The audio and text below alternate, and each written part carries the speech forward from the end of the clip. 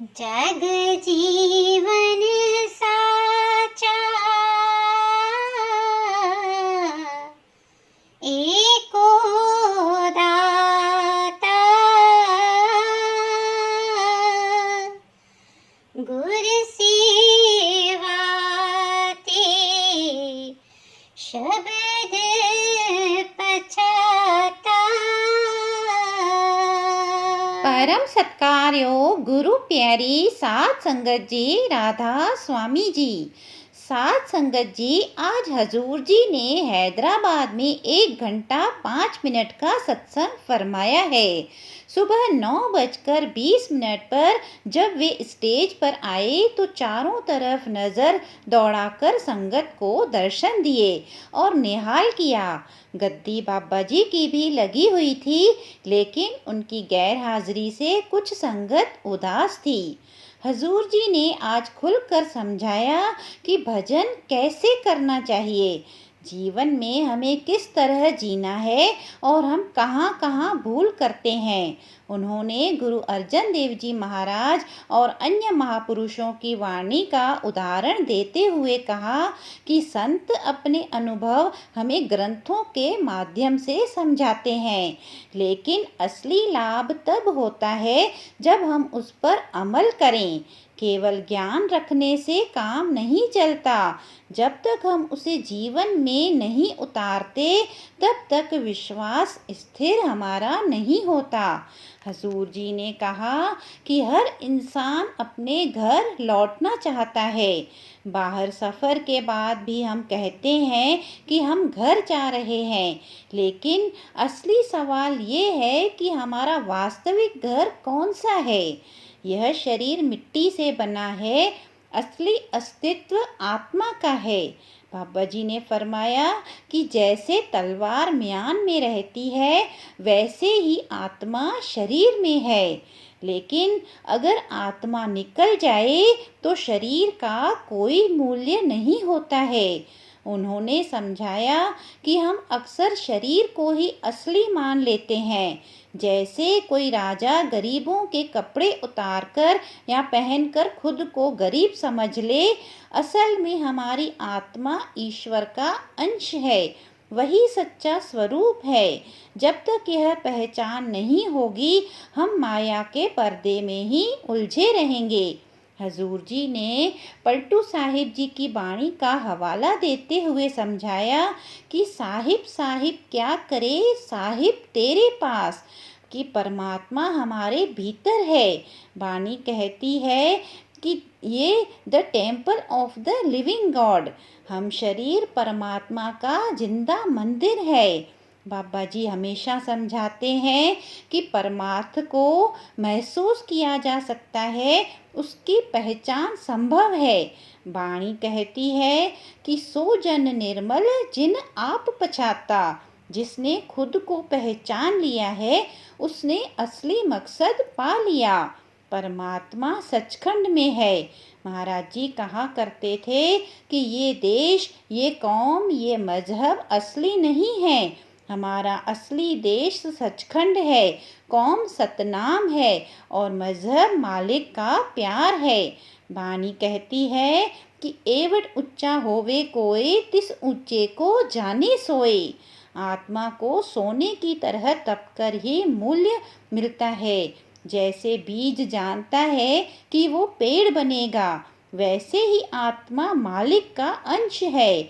हमें उसकी पहचान करनी है। अगर हम असली मकसद छोड़कर दुनियावी कामों में लग जाएं, तो समझदार कैसे कहलाएंगे। हम सबके रास्ते सब मालिक की ओर हैं। जब तक हम आराम की स्थिति छोड़कर मेहनत नहीं करेंगे, तब तक उसकी प्राप्ति संभव नहीं है। आत्मा जब सृष्टि में आई तो मालिक से अलग होकर पराये कामों में फंस गई। इंसान का जुनून विवेक है, लेकिन हम उसे व्यर्थ गंवा देते हैं। हमारा हाल उस पतंगे जैसा है जो बल्ब के चारों ओर घूम घूम कर थक जाता है और अंत में मर जाता है। मौत दरवाजे पर खड़ी है और हम बेहोशी में इधर उधर भटक रहे हैं, अपने असली मकसद को भूलकर। हजूर जी ने समझाया कि इंसान का जन्म बड़ा सौभाग्य है। मालिक हमें कीड़ा मकोड़ा भी बना सकता था, लेकिन उसने इंसानी रूप इसलिए दिया ताकि हम उसे पा सकें। यही हमारा असली काम है।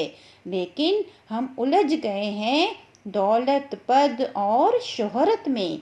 धन का मकसद था जीवन आसान बनाना, पर अब वही बेचैनी और दुख का कारण बन गया है। पहले छोटी गाड़ी, फिर बड़ी गाड़ी, फिर कई गाड़ियाँ, घर भी बड़ा और फिर कई घर।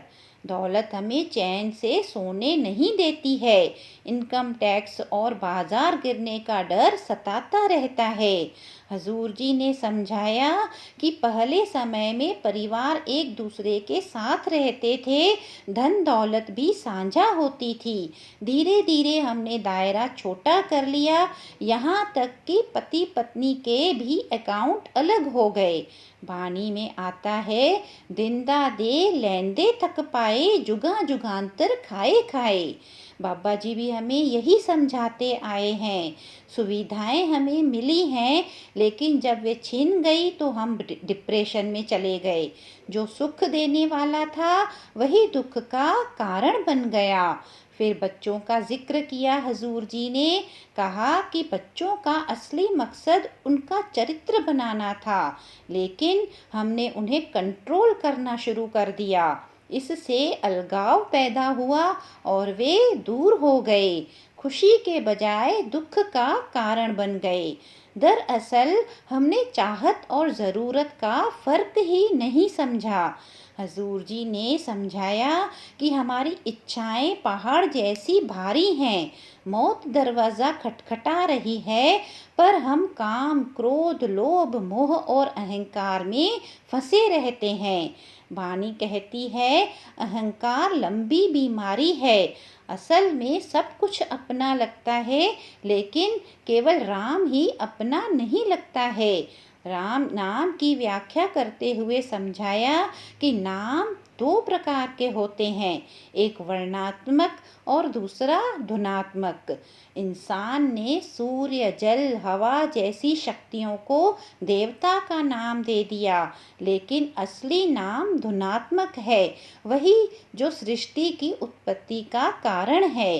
वाणी कहती है, नामो उपजे नामो बिनसे। उसी नाम से सारी सृष्टि चल रही है। अगर यह नाम शरीर से निकल जाए तो मृत्यु हो जाती है। वही प्रकाश और धुन हर जीव में मौजूद है। विज्ञान भी यही बताता है कि सृष्टि की शुरुआत हुई थी जिससे प्रकाश और ध्वनि निकली। वही ध्वनि आज भी चल रही है। इंसान का सिर उल्टे कुएं जैसा है, जिसमें प्रकाश और धुन विद्यमान है, पर हम उन्हें समझ नहीं पाते। धर्म की बाहरी पूजा का जिक्र करते हुए हजूर जी ने कहा कि मुसलमान मस्जिद में अजान देते हैं, गुरुद्वारों में गुरु ग्रंथ साहिब का प्रकाश होता है, चर्च में मोमबत्तियां जलती हैं। असली पूजा तो भीतर है। मन को एकाग्र करना ही सच्ची उपासना है। पर हम बाहरी पूजा को कारोबार बना चुके हैं।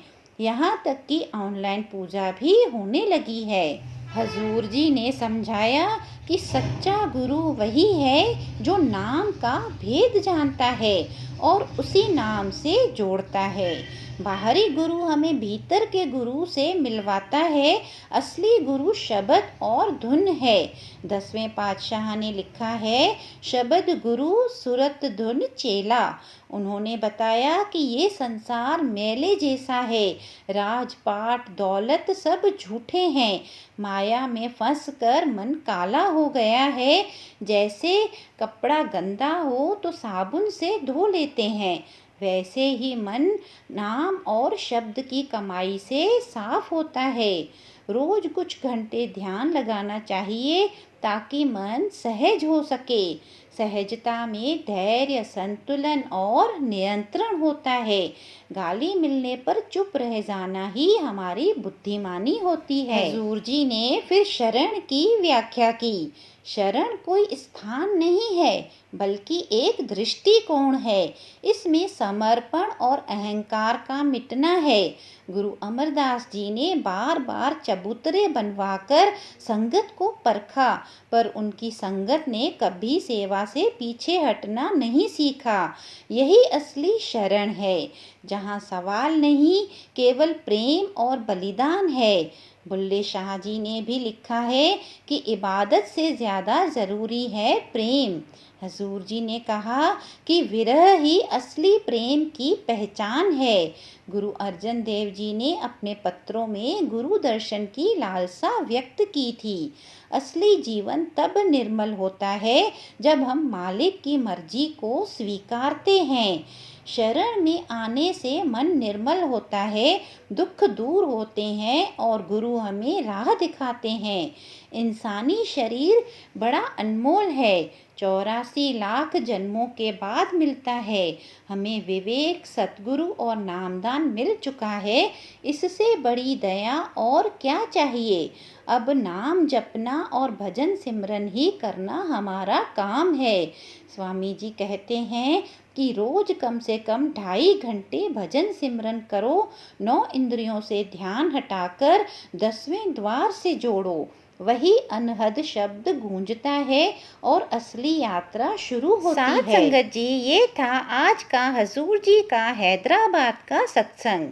और आगे का प्रोग्राम हजूर जी और बाबा जी का 14 सितंबर को ब्यास में है जी। हमारी कोशिश रहेगी कि हम ब्यास के क्वेश्चन आंसर्स और सत्संग का प्रोग्राम भी आपके साथ शेयर करेंगे। और अगर आपको वीडियो अच्छी लगी हो तो वीडियो को एक लाइक और चैनल को सब्सक्राइब करके कमेंट में राधा स्वामी जी ज़रूर लिखिएगा जी। गुरु प्यारी साथ संगत जी, राधा स्वामी जी।